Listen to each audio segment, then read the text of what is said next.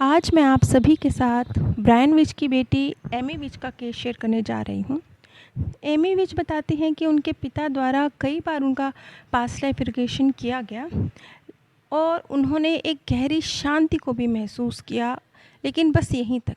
इसके बाद उन्हें नींद आ जाती थी और कभी भी कोई बहुत गहरा एक्सपीरियंस उन्हें नहीं हुआ।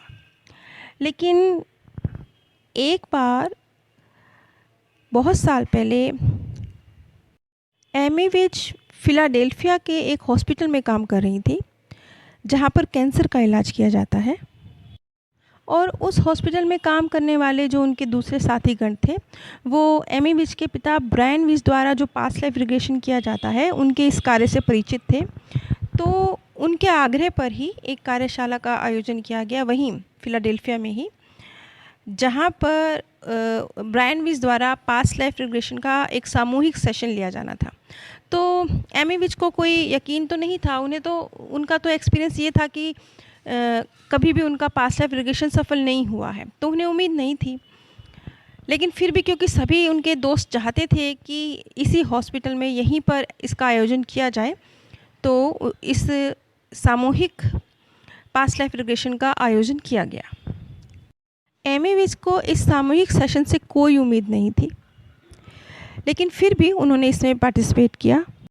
वो कहते हैं कि जो ये पास्ट लाइफ रिग्रेशन है, इसका सबसे बड़ा सिद्धांत है, क्योंकि उनका एक्सपीरियंस ऐसा ही है ना, तो वो अपने एक्सपीरियंस के आधार पर बात कर रही हैं कि इसका जो सबसे प्रमुख सिद्धांत है वो यही है, ये तभी घटित होता है जब आप इससे बिल्कुल कोई अपेक्षा नहीं रखते, बिल्कुल अपने आप को ढीला छोड़ देते, कोई उम्मीद ही नहीं होती।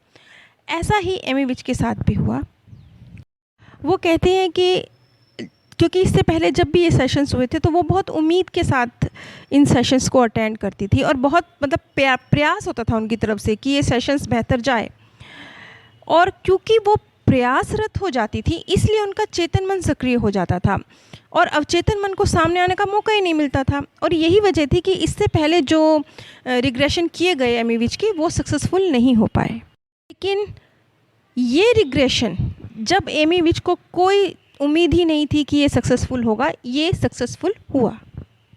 अब यहाँ पर हम एमी विच की मेडिकल हिस्ट्री से थोड़ा सा परिचित हो जाते हैं।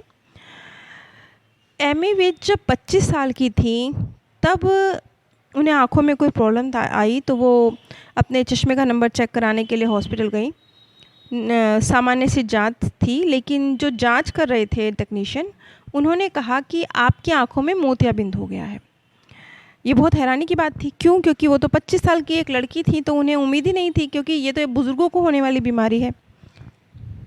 उससे भी ज़्यादा बड़ी बात, वहाँ पर जो डॉक्टर्स थे, उन्होंने ये कहा था कि एमी विच को जो ये प्रॉब्लम है, ये बाय बर्थ है, बचपन से है। अब हम आते हैं एमी विच के पास्ट लाइफ रिग्रेशन पर। उस सामूहिक रिग्रेशन में एमी विच ने क्या देखा? एमी विच ने जो कुछ देखा वो बहुत आश्चर्यचकित करने वाला था। उन्होंने एक मध्ययुगीन समय का एक जीवन देखा। शायद ये बहुत पुराना, शायद ये 15वीं शताब्दी के आसपास का वक्त था, और वो शायद जर्मनी या फ्रांस के जंगल थे, ऐसा कोई स्थान था। निश्चित रूप से कहना मुश्किल है कि वो स्थान क्या था। वो बताती हैं कि वो बहुत ही घने जंगलों के भीतर रहा करती थी, क्योंकि उनके लिए इंसानों ने जो सीमा रेखाएं देशों की बना रखी हैं, उसका कोई मायने नहीं था। और उस वक्त में उनका नाम था अल-थ्रिमस। वैसे ये बहुत अजीब नाम था, ऐसा नाम उन्होंने कभी हिस्ट्री में ऐसा कभी नाम सुना नहीं था। वो कहती हैं कि मेरी उम्र शायद उस वक्त 50 या 60 साल की रही होगी।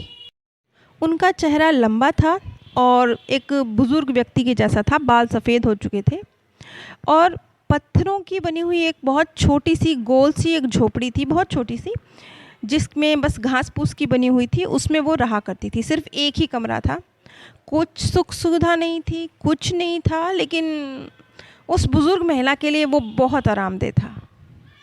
अच्छा, यहाँ पे एक कमाल की बात और है कि एमी विच को आज के वर्तमान के समय में भी छोटे कमरे, छोटे कॉटेज, इस तरह के स्थान पसंद आते हैं।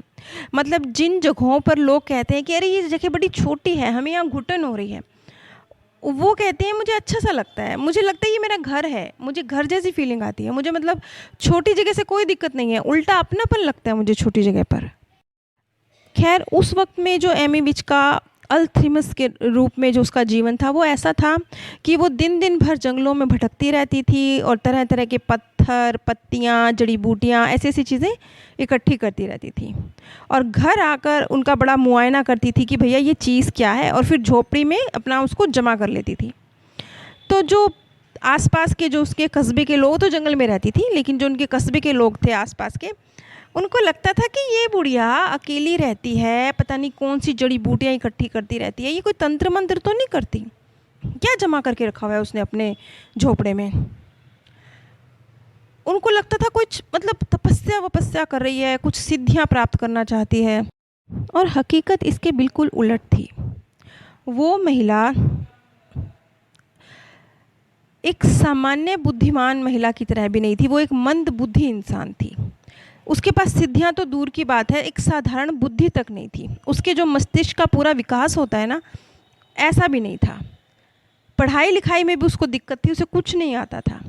वो तो बस ऐसे ही जंगलों में घूमती रहती थी, कुदरती चीज़ें जिनका लोगों की नज़रों में कोई महत्व नहीं है, ऐसे ही पत्ते फूल पत्ते इकट्ठे करती रहती थी, जैसे थोड़े मंदबुद्धि लोग होते हैं बस वैसे। लोग समझते थे कि क्या वो कोई तंत्र मंत्र कर रही है, जबकि हकीकत में वो तो एक बच्चे जैसी मासूम थी। वो तो बस कुदरत की खूबसूरती में खोई हुई थी।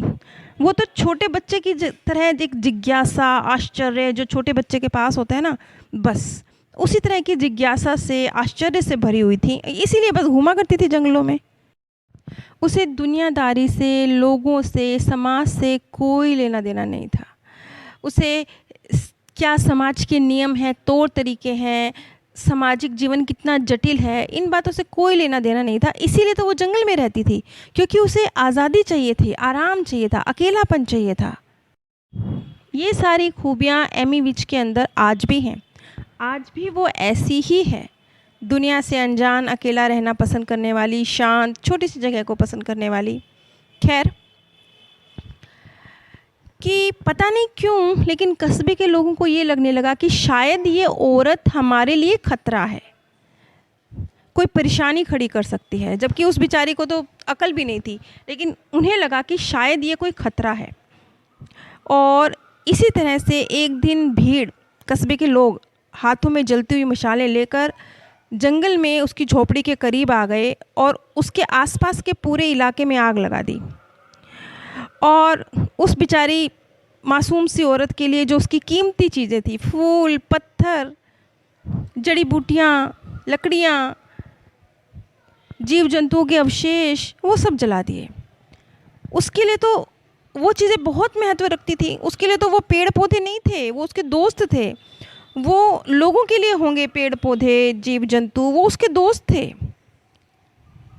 उसके वो मासूम से दोस्त उस आग में जलकर समाप्त हो गए। और इसी आग में उस बुज़ुर्ग औरत की आंखों पर भी असर डाला।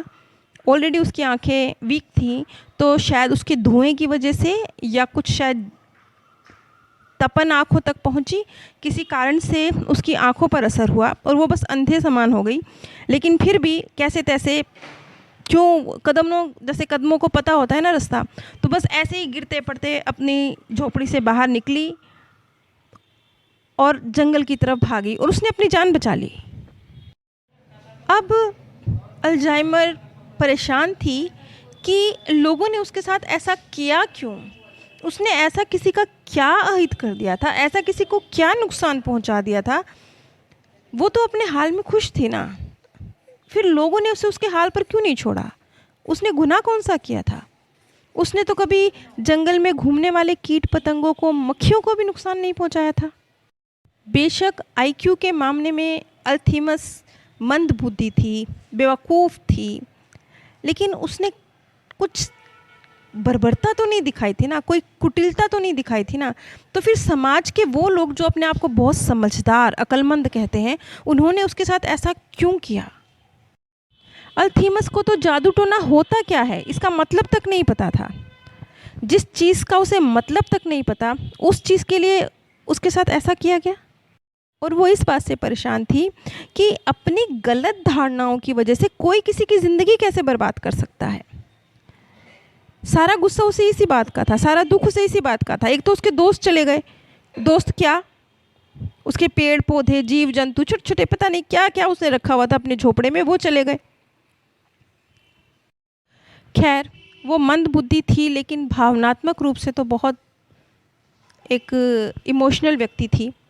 तो वो जो दर्द और गुस्सा उस वक्त उसके अंदर भरा, वो इस घटना के बाद पूरी तरह से टूट गई और इस अन्याय को वो कभी अपने जीवन पर्यंत भुला नहीं सकी। और एमी ने जो अल्जाइमर के मुंह से एक शब्द सुना, अल्जाइमर ने एक लाइन कही, उसने कहा, दुख का कुहासा आँखों को ढक लेता है।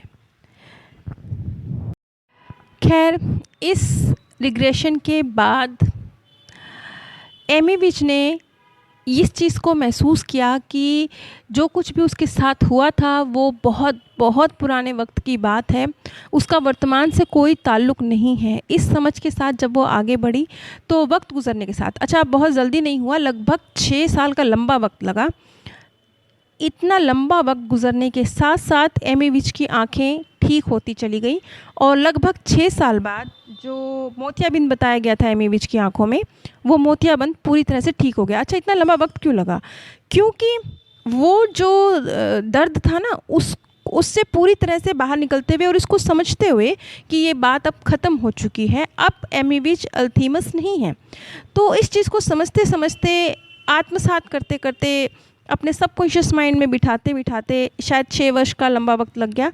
तो इसलिए एमी विच की आंखें पूरी तरह से ठीक हो गई, मोतियाबिंद ख़त्म हो गया, लेकिन 6 साल के वक्त में। यहाँ मैं आप सबसे एक बात कहना चाहूँगी कि देखिए, पुराने मतलब पिछले बर्थ में जो भावनाएं बहुत गहराई से आपके मन में समाई हुई थी, उन भावनाओं ने आपके वर्तमान शरीर पर असर डाला। अब जब हम इस बात को इस तरीके से समझते हैं तो हमें समझ में आता है कि आपकी भावनाएं आपके शरीर पर असर डालती हैं। और ये चीज़ जैसे साइंस भी कहती है ना कि 7 वर्ष के अंतर पर व्यक्ति पूरी तरह से एक नए व्यक्ति के रूप में ढल जाता है। इसीलिए आप जब लंबे वक्त के बाद किसी से मिलेंगे तो आप बिल्कुल उसे शायद पहचान भी ना पाएँ, वो उसका रंग रूप बदल चुका होगा। तो इसी तरह से पुराने जन्म की कोई भी दर्द भरी याद अगर आपके अंदर है, अगर आप आज ही से उसे ख़त्म करना शुरू करते हैं, तो आने वाले कुछ सालों में उसकी वजह से जो कुछ भी क्रिएट हो रहा है वो आपकी लाइफ से ख़त्म हो जाएगा। अच्छा, यहाँ पर ना एक बात पे ध्यान दीजिएगा, ट्रांसफ़र क्या हुआ है? ट्रांसफ़र हुई हैं भावनाएं, शरीर ट्रांसफ़र नहीं हुआ ना। अल्जाइमर का शरीर थोड़ी ट्रांसफ़र हुआ, वो तो ख़त्म हो गया, शरीर तो नया मिला, भावनाएं ट्रांसफ़र हुई। अब जब मैं ये कहती हूँ कि जैसे मैंने स्वयं ने भी मृत्यु के बाद अपनी बॉडी डोनेट करने का फ़ैसला लिया हुआ है, तो जब मैं ये बात कहती हूँ तो इस बात को समझिए कि उसके साथ अगर आपकी फीलिंग्स सच्ची जुड़ी हुई हैं, अगर आप ये सोचते हैं कि अगर मृत्यु के बाद मैं अपनी आँखें डोनेट करता हूँ तो कितने कितने मतलब 2 लोगों को तो आँखें मिलेंगी, लेकिन उनसे जुड़े हुए परिवार के कितने लोग हैं जिन्हें खुशी मिलेगी अपने प्रियजन की आंखों में रोशनी देखकर। आपके शरीर के अंग किसी अन्य व्यक्ति को जीवन देंगे और उनसे जुड़े कितने सारे लोगों को खुशी देंगे। तो आपका एक यूज़लेस शरीर जो अनेकों लोगों की खुशी की वजह बनेगा।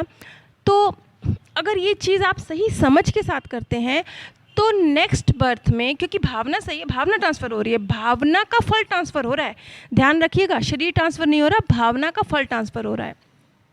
अगर आप शुभ भावना के साथ अपनी बॉडी डोनेट करते हैं तो नेक्स्ट बर्थ में, आज आप आंखें डोनेट कर रहे हैं, आपको खूबसूरत और सुंदर और स्वस्थ आंखें मिलेंगी, आपको सुंदर और स्वस्थ शरीर मिलेगा। यानी एक्चुअल में करना क्या है? करना यह है कि कोशिश कीजिए अपने मन और दिमाग पर काम करने की, क्योंकि आपका मन, आपका दिमाग, ये एक ऐसी चीज़ है, आपके बिलीफ सिस्टम, जो पता नहीं कितने जन्मों तक, जन्म जन्मांतर तक हमेशा हमेशा आपके साथ रहने वाले हैं। और आपका शरीर इन्हीं के द्वारा नियंत्रित होने वाला है। नीचे डिस्क्रिप्शन बॉक्स में मैंने आप सभी के साथ अपने first channel path of peace का लिंक शेयर किया है। इन दोनों चैनल्स पर ही मृत्यु के बाद की दुनिया के संबंध में जो भी सत्य रिसर्च हुई हैं, लोगों के सत्य अनुभव हैं, अलग अलग माध्यमों से, चाहे मनोचिकित्सक हों, चाहे साइंटिस्ट हों, चाहे पूर्व जन्म के ऊपर कोई रिसर्च की गई हो, लोगों के अनुभव हों, नियर डेथ एक्सपीरियंस हों, कुछ भी अलग अलग जो अनुभव हैं, और कुछ अनुभव मुझे आप भी बताते हैं, आप लोगों के भी बहुत सारे अनुभव मुझ तक पहुँचते हैं, तो उन सब के आधार पर वीडियोज़ बनाई जाती हैं। अगर आप लोग अपने अनुभव, इस तरह के अनुभव मेरे साथ शेयर करना चाहते हैं, तो जिस भी रूप में शेयर करना चाहते हैं, ऑडियो के रूप में, वीडियो के रूप में, फ़ोटोज़ के साथ या फ़ोटोज़ के बिना, जैसे भी, प्लीज़ ज़रूर शेयर कीजिए, क्योंकि आप सबके सत्य अनुभव हमारे लिए उस दूसरी दुनिया के दरवाज़े खोलते हैं। आप सभी पर परमात्म सौंदर्य, प्रेम और आनंद सदैव बरसता रहे। आप सभी दिव्य परम धाम में स्थान प्राप्त करें।